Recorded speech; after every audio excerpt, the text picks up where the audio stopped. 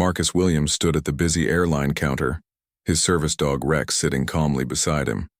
The German Shepherd wore his official service vest, clearly marked with patches identifying him as a trained medical alert dog. Marcus had been looking forward to this trip home to see his elderly mother after 6 months of physical therapy, following his third deployment overseas. The airport buzzed with the usual chaos of travelers rushing to catch flights, families saying goodbye, and announcements echoing through the terminal.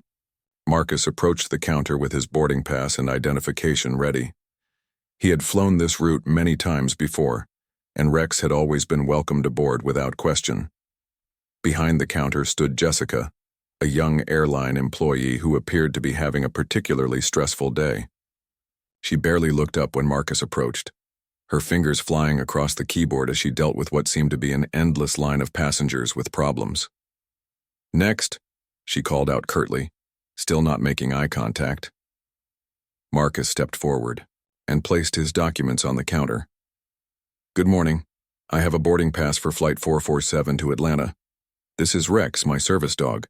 Jessica finally looked up, her eyes immediately focusing on the large German Shepherd. Her expression shifted from tired indifference to what appeared to be annoyance. She glanced at Marcus briefly, taking in his military-style haircut and the small veteran pin on his jacket, but her attention quickly returned to the dog. "Sir, we don't allow pets on this aircraft. You'll need to make other arrangements," she said firmly, pushing his boarding pass back toward him. Marcus remained calm, having encountered misunderstandings about service dogs before. "Rex isn't a pet. He's my registered service dog. I have all the proper documentation here." He reached into his folder and pulled out Rex's service dog certification, medical alert training credentials, and his own veteran disability documentation. Jessica barely glanced at the papers. "I'm sorry, but company policy is very clear about animals on the plane. Emotional support animals require advance notice and additional fees." "He's not an emotional support animal," Marcus explained patiently. "Rex is a medical alert service dog. He's trained to detect when I'm about to have a seizure related to my traumatic brain injury from my military service. He's legally allowed to accompany me on flights under the Americans with Disabilities Act." The woman at the counter seemed to grow more agitated rather than understanding. "Sir, I don't make the rules. If you wanted to bring your pet, you should have called ahead. There are procedures for this sort of thing." Other passengers in line began to notice the discussion, some checking their watches impatiently, while others started paying closer attention to what was happening. Marcus could feel eyes on him, but he maintained his composure. "Ma'am, I understand there are procedures, but service dogs are not pets. They don't require advance notice or additional fees. Rex has flown with me dozens of times. Would you mind calling your supervisor? I think there might be some confusion about the regulations." Jessica's jaw tightened. "I don't need to call anyone. I know the policies of this airline. No animals on the plane without proper arrangements. Period." A middle-aged man in line behind Marcus spoke up. "Excuse me, miss, but I think the gentleman is right. Service dogs are different from pets. My brother has one." Jessica shot the man an irritated look. "Sir, please mind your own business. I'm handling this situation." Marcus tried once more, his voice still calm and respectful. "I served 3 tours overseas and sustained injuries that require Rex's assistance. He's not just trained, he's essential. For my safety, I have a legal right to travel with him." "Look," Jessica said, her voice rising slightly, "I don't care what your story is. Rules are rules. You can either leave the dog here or book another flight. Those are your options." Rex sensed the tension and moved slightly closer to Marcus, performing one of his trained behaviors. The dog's subtle movement caught the attention of an older gentleman sitting nearby in the boarding area. The man, wearing a veteran's cap, stood up and walked closer to observe what was happening. Marcus took a deep breath, still trying to resolve the situation peacefully. "Could I please speak with a manager or someone more familiar with ADA regulations? I don't want to cause any trouble, but I do need to get home to see my mother. She's not doing well." "The answer is still no," Jessica replied. "And if you keep arguing with me, I'll have security remove you from the airport entirely." The threat of security being called began to draw even more attention from nearby passengers. Several people stopped what they were doing to watch the exchange. A young mother with 2 small children looked on with interest, while a businessman paused his phone call to listen. Marcus felt his frustration building, but fought to keep it under control. He knew that losing his temper would only make things worse. Rex, sensing his handler's stress, performed another subtle alert behavior, gently nudging Marcus's leg. "Miss, I'm not trying to argue. I'm simply trying to exercise my legal rights as a disabled veteran. Rex is medical equipment, essentially. Would you tell someone they couldn't bring their wheelchair on the plane?"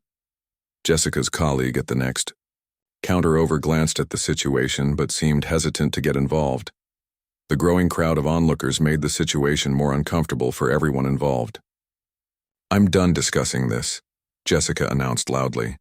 "Security will be here in a moment. You can explain your situation to them." Marcus looked down at Rex, who gazed back up at him with patient, trusting eyes. The dog had been his constant companion through months of rehabilitation, countless doctor appointments, and the slow journey back to something resembling normal life after his injuries. The thought of being separated from Rex or missing his flight home filled him with a sense of helplessness he hadn't felt since his darkest days in the hospital. As if responding to some invisible signal, more passengers began gathering around the counter area. The veteran with the military cap approached closer, his expression growing more serious as he observed the interaction. A woman with her teenage daughter stopped mid-conversation to listen, and several other travelers began pulling out their phones. Marcus realized that what had started as a simple misunderstanding was quickly escalating into something much bigger. He had hoped for a quiet, uneventful trip home, but instead found himself at the center of what appeared to be brewing controversy. The airline employee's refusal to acknowledge Rex's status as a service dog was not just frustrating but potentially illegal, and Marcus knew he had to stand his ground despite the growing spectacle around him. The airport security officers arrived within minutes, their heavy footsteps echoing across the terminal floor. 2 uniformed men approached the counter, their expressions neutral but alert. The older officer, whose name tag read Thompson, looked to be in his 50s with graying hair and kind eyes. His younger partner, Officer Rodriguez, appeared more serious and kept his hand near his radio. "What seems to be the problem here?" Officer Thompson asked, looking between Marcus and Jessica. Jessica immediately launched into her explanation. "This passenger is refusing to follow airline policy. He's trying to bring his pet dog on the plane without proper documentation or payment of required fees. When I explained the rules, he became argumentative and disruptive." Marcus remained calm, though he could feel his heart rate increasing. Rex sensed the change and moved even closer to his handler, preparing to perform his medical alert function if necessary. "Officer, my name is Marcus Williams. This is Rex, my registered service dog. He's trained to alert me to oncoming seizures related to my traumatic brain injury from military service. I have all the proper documentation, which I showed to the airline employee, but she refused to look at it properly." Officer Thompson's demeanor shifted noticeably when he heard the word veteran. He looked down at Rex, taking note of the official service dog vest and the various patches and identifications clearly displayed. "May I see your documentation, sir?" Thompson asked politely. Marcus handed over his folder containing Rex's service, dog certification, training records, and his own military medical records. Officer Thompson examined each document carefully, taking his time to read through the details. Meanwhile, the crowd around the counter continued to grow. The veteran in the military cap had moved closer and was now standing just a few feet away, his jaw set in a hard line. Other passengers whispered among themselves, and several had their phones out, some clearly recording the interaction. "Ma'am," Officer Thompson addressed Jessica, "these documents appear to be completely in order. This is definitely a legitimate service dog, and under federal law, this gentleman has the right to travel with his service animal at no additional charge." Jessica's face flushed red. "Well, nobody told me that. I was just following what I thought was company policy." A woman's voice called out from the growing crowd. "That's not good enough. You can't treat veterans like this." The veteran in the military cap stepped forward. "Excuse me, officers. My name is Robert Chen. I served in Vietnam, and I've seen too many of our brothers and sisters mistreated when they come home. This young man served his country and got injured doing it. The least we can do is let him travel with the dog that helps keep him safe." Murmurs of agreement rippled through the crowd. More people were stopping to see what was happening, and the area around the airline counter was becoming increasingly congested. Officer Rodriguez spoke into his radio, calling for additional support to help manage the growing crowd situation. The last thing anyone wanted was for this to turn into a larger disruption. Marcus tried to defuse the situation. "I appreciate everyone's support, but I just want to resolve this quietly and catch my flight. My mother is expecting me." But the crowd seemed to have its own energy now. A middle-aged woman pushed forward, addressing Jessica directly. "Young lady, my husband is a disabled veteran too. Do you have any idea what these men went through serving our country? And you're going to hassle him about his service dog?"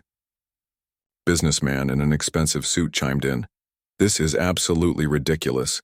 The dog is clearly marked as a service animal. Anyone can see that." Jessica looked increasingly overwhelmed and defensive. "I was just doing my job.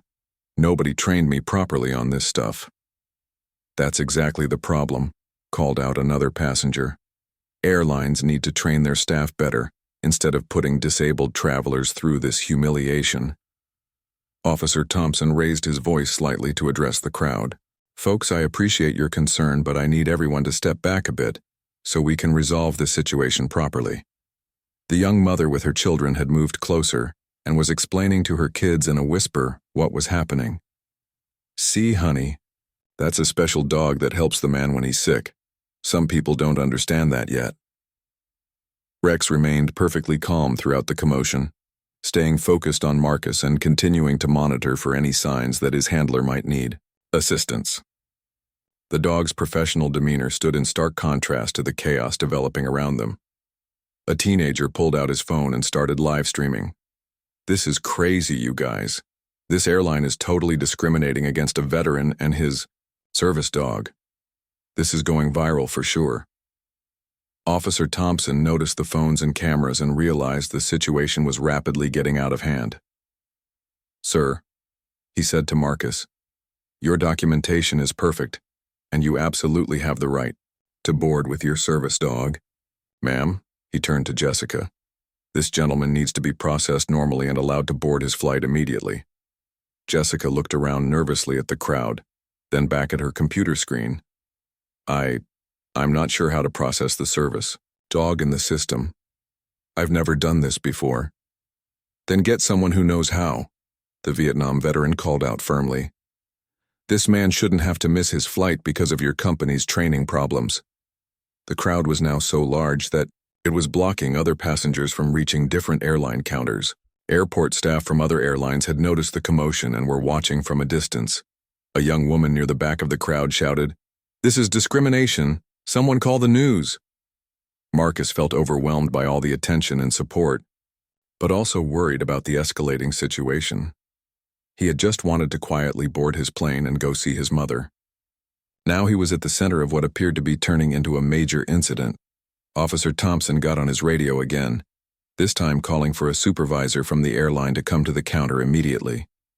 He realized that regular airport security wasn't going to be enough to handle what was quickly becoming a public relations nightmare for the airline. The crowd continued to grow, with passengers from other gates starting to walk over to see what was happening.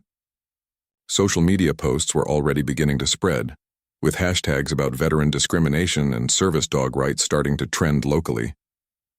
Rex, sensing the increasing chaos around them, performed a gentle alert touch on Marcus's leg. The stress of the situation was beginning to affect his handler, and the dog was prepared to do his job if needed. Within minutes, a sharply dressed woman in her 40s hurried toward the counter, her heels clicking rapidly against the terminal floor. Her name tag identified her as Patricia Morrison, terminal supervisor. She looked visibly concerned as she took in the size of the crowd and the number of people holding up phones to record the situation. "What exactly is going on here?" she asked Officer Thompson, though her eyes were scanning the crowd nervously. Thompson quickly explained the situation while Patricia listened with growing alarm. She glanced at Marcus and Rex, then at Jessica, whose face had gone pale as she realized the magnitude of her mistake. "Mr. Williams," Patricia addressed Marcus directly, "I sincerely apologize for this confusion. You are absolutely correct about your rights to travel with your service dog. There should never have been any question about this."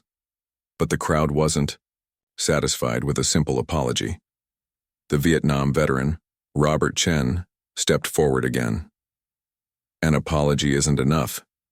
This young man was publicly humiliated and nearly denied his legal rights. Your employee threatened to have security remove him from the airport." A chorus of agreement rose from the gathered passengers. Someone called out, "How many other disabled travelers has this happened to?" Patricia tried to maintain her composure while addressing the crowd. "I understand everyone's concerns, and I assure you we take this very seriously. We'll be reviewing our training procedures immediately." A woman near the front of the crowd wasn't having it. "Reviewing procedures? This is basic civil rights law. How can your staff not know this?" The teenager who had been live streaming called out, "I've got over 10,000 viewers watching this right now. People are sharing this everywhere." Marcus felt Rex press against his leg more firmly. The dog was detecting signs that Marcus's stress levels were reaching a dangerous point. The combination of the confrontation, the growing crowd, and all the attention was triggering the physiological responses that often preceded his seizures. "Rex is alerting," Marcus said quietly to Officer Thompson. "I need to sit down somewhere quiet." Thompson immediately understood the seriousness of the situation. "Everyone needs to give Mr. Williams some space right now. His service dog is indicating he needs medical attention." But instead of backing away, more people pressed forward with concern. "Is he okay? What can we do?" "Call a medic." The crowd's well-intentioned concern was actually making things worse. Rex began performing his full alert sequence, positioning himself to support Marcus if he collapsed and began having a seizure. Patricia realized they needed to get control of the situation immediately. She spoke loudly enough for everyone to hear. "Ladies and gentlemen, Mr. Williams needs space for medical reasons. Please step back and let his service dog work." Robert Chen, the Vietnam veteran, turned to face the crowd. "You heard her? Give the man room. Form a circle. Everyone step back." The crowd began to organize itself, with people actually forming a protective circle around Marcus while giving him the space he needed. Rex guided Marcus to a nearby chair, and the dog positioned himself where he could continue monitoring while also creating a barrier between Marcus and the crowd. Several people in the crowd started taking charge of the situation in different ways. The businessman began directing foot traffic around the area to keep the walkway clear. The young mother explained to curious children what was happening and why they needed to be quiet. Others started facing outward, creating a human shield. To give Marcus privacy while Rex worked, Patricia spoke quietly to Jessica. "Get Mr. Williams processed for boarding immediately, and call ahead to the gate to make sure they're ready for priority boarding. Also, contact our medical team in case they're needed." Jessica, now clearly shaken by the situation and its consequences, worked frantically at her computer. "I'm so sorry," she said to Marcus. "I really didn't know. Nobody ever taught me about service dogs properly." Marcus, focusing on his breathing techniques while Rex monitored him, managed to speak calmly. "It's okay. Just please make sure this doesn't happen to other veterans or disabled travelers." A woman in the crowd called out, "We're not going anywhere until we know he's okay and gets on his plane." The terminal supervisor realized she was dealing with something much bigger than a simple customer service issue. Word was spreading through social media, and she could see people throughout the terminal starting to take notice of what was happening. Officer Rodriguez reported that local news stations had been alerted by social media posts and were already dispatching crews to the airport. This was rapidly becoming a public relations crisis for the airline. Rex's alert behavior began to ease as Marcus's breathing steadied and his stress levels started to decrease. The dog remained vigilant, but shifted to a slightly more relaxed monitoring position. "He's doing better," Marcus announced to the crowd, and a collective sigh of relief went through the group. Robert Chen addressed Patricia directly. "Ma'am, I've been flying for 40 years and I've never seen anything like this. But I've also never seen an airport full of people come together to support a veteran like this either. Your company made a big mistake. but these people here restored my faith in humanity." The crowd began to applaud, not loudly or disruptively, but in a steady, respectful rhythm that seemed to acknowledge both Marcus's service and his current struggle. A young woman approached Patricia. "I work in disability advocacy.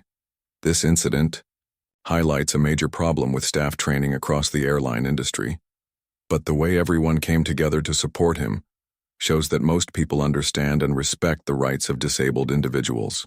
Patricia nodded, realizing that this situation, while initially a crisis, was also becoming something of a teachable moment. "You're absolutely right. We clearly need to do better." Marcus stood up slowly, Rex immediately adjusting to support him. "Thank you, everyone. I really appreciate all the support, but I don't want to miss my flight. My mother is waiting for me." The crowd began to disperse slightly, but many people lingered, wanting to make sure Marcus successfully boarded his plane. Several approached him individually to shake his hand and thank him for his service, while others petted Rex gently after asking permission. Jessica finished processing his boarding pass and handed it to him with a genuine apology. "Mr. Williams, you're all set for priority boarding. Gate A7. I'm truly sorry for what happened." As Marcus and Rex began walking toward security, the crowd naturally formed a path, with many people following at a respectful distance to ensure he made it through without further problems. As Marcus and Rex approached the security checkpoint, word had already spread among the TSA agents about what had happened at the airline counter. The head of security, a former Army sergeant named David Martinez, came out from behind the screening area to personally greet Marcus. "Mr. Williams, I heard about what happened back there. I want you to know that we're going to take extra good care of you and Rex getting through security," Martinez said, extending his hand. "Thank you for your service, brother." The crowd that had formed around the airline counter was still largely intact, with many people following at a distance to ensure Marcus made it through the airport without further incident. Robert Chen, the Vietnam veteran, had appointed himself as an unofficial escort and walked alongside Marcus. "You know," Chen said quietly as they walked, "what happened back there wasn't just about you. It was about every veteran who's ever been mistreated or misunderstood when they came home. You handled it with more dignity than most people could have managed." Rex trotted alongside them, still alert, but more relaxed, now that they were moving toward their destination. The German Shepherd's calm professionalism continued to impress the people around them, many of whom had never seen a service dog working before. At the security checkpoint, Agent Martinez had already briefed his team about the proper procedures for service dogs. Unlike the confusion at the airline counter, the TSA agents knew exactly what to do. They directed Marcus to a special screening lane and explained the process clearly. "Sir, you'll walk through the metal detector while Rex goes around it. Then we'll do a brief hand inspection of his vest and equipment. The whole process should take just a few minutes," one agent explained professionally. As Marcus went through security screening, a small crowd gathered on the other side of the checkpoint. Passengers who had heard about the incident through social media or word of mouth were waiting to show their support. Some held small American flags, while others simply applauded quietly as he emerged from the screening area. A news crew had arrived and was setting up their equipment near the gate area. The reporter, a woman in her 30s named Sarah Chen, no relation to Robert, approached Marcus respectfully. "Mr. Williams, I'm Sarah Chen from Channel 7 News. We heard about what happened with the airline. Would you be willing to share your story? I think it's important for people to understand the challenges veterans face, even when they're just trying to travel." Marcus hesitated, not entirely comfortable with the media attention. Rex sensed his uncertainty and moved closer to provide support. Robert Chen stepped in. "Son, you don't have to talk to anyone you don't want to, but sometimes sharing your story helps other veterans who might face the same problems." Marcus thought about his mother waiting for him at home, and about other disabled veterans who might encounter similar discrimination. "I'll talk to you briefly, but I need to catch my flight." The interview was conducted in a quiet corner of the terminal, with Rex lying calmly beside Marcus's chair. Other passengers gave them space, but continued to show their support from a distance. "What went through your mind when the airline employee refused to allow Rex on the plane?" Sarah asked. Marcus chose his words carefully. I was disappointed but not entirely surprised. Many people don't understand the difference between a service dog and a pet. Rex isn't just my companion. He's medical equipment that keeps me safe. When I start to have a seizure, he can detect it before I even realize what's happening and help me get to a safe position. How did it feel to have so many strangers come to your defense? Overwhelming in the best possible way, Marcus replied, stroking Rex's head. I served overseas to protect the freedoms we enjoy here at home. To see regular Americans stand up for what's right, even for a stranger, reminded me why that service was worthwhile. The interview was interrupted by an announcement over the airport's public address system. Ladies and gentlemen, this is Airport, Director James Walsh. Earlier today, we had an incident involving a misunderstanding about service dog regulations. I want to personally apologize to Mr. Marcus Williams and his service dog Rex, and to assure all travelers that we are immediately implementing additional training for all airline and airport personnel regarding disability rights and service animal laws. The crowd in the terminal began to applaud, with the sound echoing throughout the vast space. Marcus looked around in amazement at the number of people who had stayed to support him. As boarding time approached for his flight, Marcus made his way to Gate A7. The gate agent, who had been thoroughly briefed about the situation and proper procedures, welcomed him warmly. Mr. Williams, we have you set up for priority boarding, and I've made sure the flight crew knows you're traveling with a service dog. Is there anything else we can do to make your flight more comfortable? But the support didn't stop there. As Marcus settled into his seat near the front of the plane, other passengers began approaching him. A business traveler offered to switch seats if Marcus needed more room for Rex. A family with children asked if their kids could learn about service dogs, turning the situation into an educational opportunity. The flight attendant, a woman named Linda who had been with the airline for 20 years, made a point of introducing herself. Mr. Williams, I heard about what happened at the counter today. I want you to know that most of us understand and respect the work that service dogs do. Rex is welcome on any flight I'm working. As the plane prepared for takeoff, the pilot's voice came over the intercom. Ladies and gentlemen, we have a special passenger with us today. Mr. Marcus Williams is a veteran traveling home to see his family, accompanied by his service dog Rex. Let's all give them a warm round of applause. Dilas. Entire plane erupted in applause, and Marcus felt tears welling up in his eyes. Rex, sensing his handler's emotional state, gently placed his head on Marcus's lap in a gesture of comfort and support. A child in the seat behind him leaned forward and whispered, Mister, thank you for being a soldier. Your dog is really cool.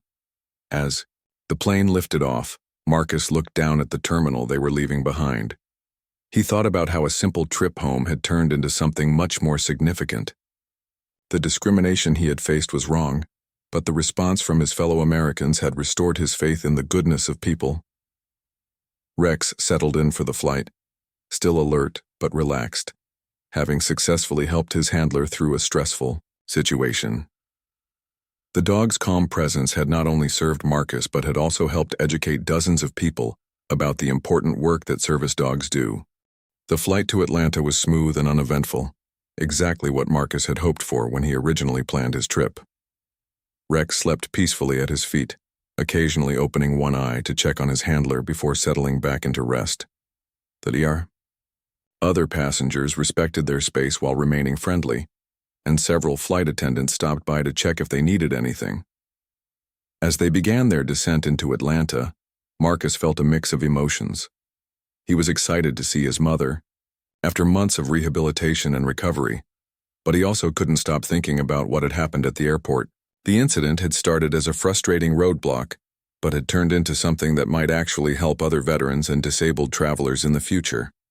When the plane landed, Marcus was surprised to find that the story had continued to spread on social media during the flight. The teenager who had been live streaming the incident had shared updates throughout the day, and the hashtag #RaRVeteranRights was trending nationally. As Marcus and Rex walked through the Atlanta terminal, several people recognized him from the news coverage and social media posts. A group of veterans waiting for their own flights approached him with handshakes and words of support. An elderly woman stopped him to thank him for his service and to tell him that her grandson had a service dog for his PTSD. But the most surprising encounter came when Marcus reached the baggage claim area. There, holding a sign with his name on it, stood his mother, Dorothy Williams, along with his younger sister, Janet, and what appeared to be a small group of local Veterans Organization members. "Marcus," his mother called out, tears already streaming down her face as she hurried toward him as fast as her walking cane would allow. Marcus embraced his mother tightly, with Rex sitting patiently beside them, his tail wagging slightly as he recognized the joy in the reunion. "Mama, what are you doing here?" "I was going to catch a cab to your house," Marcus said, still holding her close. "Baby, when we saw what happened on the news, we couldn't just sit at home. These good people from the Veterans of Foreign Wars post offered to drive us to the airport to meet you," Dorothy explained, gesturing to the group of older men and women wearing VFW caps and jackets. One of the veterans, a woman named Margaret Torres, stepped forward. "Son, what happened to you today was wrong, but the way you handled it made us all proud. You represented veterans everywhere with dignity and class." Janet hugged her brother next, then knelt down to greet Rex properly. "And you must be the famous Rex I've been hearing about. Mom's been talking about meeting you for months." Rex accepted the attention graciously, allowing Janet to pet him while remaining focused on Marcus. The dog seemed to understand that this was a happy situation, but he never forgot his primary responsibility. As they walked toward the exit, more people in the airport recognized Marcus from the news coverage. A janitor stopped his work to shake Marcus's hand. A police officer gave him a salute. A group of college students asked for a selfie with him and Rex, which Marcus politely declined, explaining that Rex was working. Outside the airport, the VFW members had arranged a small convoy of cars to escort Marcus to his mother's house. It wasn't a parade, but it was a gesture of respect and solidarity that touched Marcus deeply. During the drive to his mother's house, Dorothy held her son's hand and told him how proud she was of how he had handled the situation. "You know, Marcus, your father would have been so proud. He always said that real strength isn't about fighting back, it's about standing up for what's right in the right way." Marcus's father had died while Marcus was overseas on his second deployment, and the sight loss had been one of the hardest parts of his recovery process. Hearing his mother invoke his father's memory in relation to today's events meant more to him than all the media attention and public support combined. When they arrived at Dorothy's small house in a quiet suburban neighborhood, Marcus was amazed to see that the front yard was decorated with small American flags and a banner that read, "Welcome home, Marcus and Rex." "The neighbors did this when they heard you were coming," Dorothy explained. "Mrs. Patterson from next door organized the whole thing. She's got a grandson in the Marines." As they settled into the house, Rex immediately began exploring his new, temporary environment, checking for any potential hazards and familiarizing himself with the layout in case he needed to help Marcus navigate during a seizure. Dorothy had prepared Marcus's favorite meal, pot roast with all the fixings, and they sat around the dining room table like they had when Marcus was growing up. Rex lay beside Marcus's chair, alert but relaxed in the comfortable family setting. During dinner, Marcus's phone kept buzzing with messages and calls. The airline had reached out multiple times wanting to discuss the incident. Several veterans organizations wanted him to speak at events. A disability rights group asked if he would testify before Congress about service dog access issues. "Marcus, you don't have to do anything you don't want to do," Janet said, noticing how overwhelmed he seemed by all the attention. "You came here to relax and spend time with family." "I know," Marcus replied, "but maybe some good can come from what happened. If it helps other veterans or disabled people avoid the same kind of discrimination, it might be worth talking about." Dorothy reached over and patted Rex, who had been patiently waiting beside the table. "This good dog helped you through everything today, didn't he?" As if understanding that he was being praised, Rex's tail wagged slightly, but he remained in his working position, always ready to respond if Marcus needed him. Later that evening, as they sat on the front porch watching the sunset, Marcus reflected on the day's events. What had started as a simple trip home had become a teachable moment for thousands of people. The discrimination he had faced was wrong, But the outpouring of support from strangers had reminded him that most people were good and wanted to do the right thing when they understood the situation. Rex lay beside his chair on the porch, content, in the peaceful evening after a day that had tested both his training and his bond with Marcus. The service dog had performed his duties perfectly, not just in detecting and responding to Marcus's medical needs, but in helping to educate others about the important work that service animals do. As the first stars began to appear in the darkening sky, Marcus felt grateful for many things: his service dog, his family, the strangers who had supported him, and the opportunity to make a difference in how society treats veterans and disabled individuals. 3 weeks later, Marcus sat in a conference room at the airline's corporate headquarters, Rex lying calmly beside his chair. Across the table sat the airline's CEO, their head of customer relations, and their newly hired disability compliance officer. The meeting had been arranged after days of negotiations between the airline's legal team and Marcus's lawyer, who had offered his services free of charge after seeing the news coverage. "Mr. Williams," the CEO began, "I want to personally apologize again for what happened to you and Rex. What our employee did was not only wrong, it was illegal, and we take full responsibility." Marcus nodded but remained focused on the bigger picture. "I appreciate the apology, but I'm more interested in making sure this doesn't happen to other veterans or disabled travelers. What are you doing to fix the training problems?" The disability compliance officer, a woman named Dr. Sarah Martinez who used a wheelchair herself, leaned forward. "We've completely overhauled our training program. Every single airline employee, from gate agents to flight attendants to customer service representatives, will receive 8 hours of disability rights and service animal training.